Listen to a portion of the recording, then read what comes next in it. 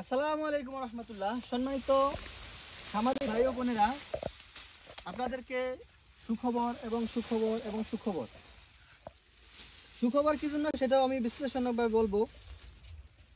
যারা খামার করতে চান, অনেক খামারিকে কথা শুনি যে তারা বর্তমান লসের মধ্যে আছেন কি জন্য? এটার মূল কারণ হলো দানাদার খাবারের দাম বেশি। দানাদার খাবার দিয়ে যারা খামারের উপর নির্ভরশীল তারা লস হবেন, এটা স্বাভাবিক। তো আপনারা হাই প্রোটিন যুক্ত বর্তমানে বিভিন্ন রকম ঘাস পাওয়া যায়, যা আপনারা 20 শতক 30 শতক জমিতে আপনার 10টা গরুর ঘাস আপনারা সংগ্রহ করতে পারেন। সেই ঘাসটা কোন ঘাস? সেই ঘাসটা যারা ওয়ান হাইব্রিড ঘাস, কিংবা পাশাপাশি আপনার স্মার্ট নেপিয়ার, আরও উচ্চ ফলনশীল এবং অধিক প্রোটিনযুক্ত একটি ঘাস স্মার্ট নেপিয়ার ঘাস, এই দুইটা ঘাস আপনারা চাষ করতে পারেন। অন্যান্য ঘাসও আছে যেগুলো আপনারা খামার পরিচালনার ক্ষেত্রে ওগুলা অত গ্রহণযোগ্য না।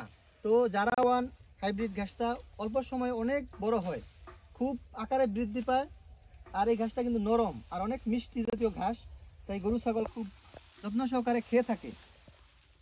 আমি পরামর্শ দিই, আপনারা যারা খামার করেন তারা দানাদার খাবারের উপর নির্ভরশীল না হয়ে আপনারা ঘাসের উপর নির্ভরশীল হন।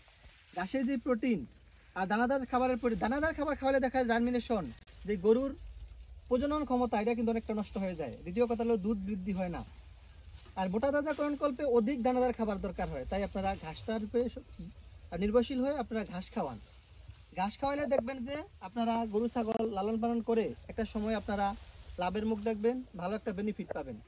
ঘাস লাগাইতে কিন্তু খুব বেশি খরচ হয় না, অল্প জমিতে অল্প খরচে কিন্তু আপনারা ঘাস চাষ করতে পারেন। আর এই যারা ঘাসটা দেখতেছেন, এই ঘাসটা একবার লাগাইলে 5 বছর থেকে 6 বছর পর্যন্ত খুব এক নাগারে ভালো ফলন পেয়ে যাবেন, আর আপনাদের কোনো পরবর্তীতে সমস্যা হবে না। তো আপনাদেরকে আশা করি আপনারা এই যারা ঘাসটা চাষ করবেন বা স্মার্ট নেপিয়ার ঘাস চাষ করবেন, আপনারা গরু ছাগল লালন পালন করেন, খামার পরিচালনা করেন, আপনারা লাভবান হবেন। সকলে সুস্বাস্থ্য কামনা করি। আসসালামু আলাইকুম।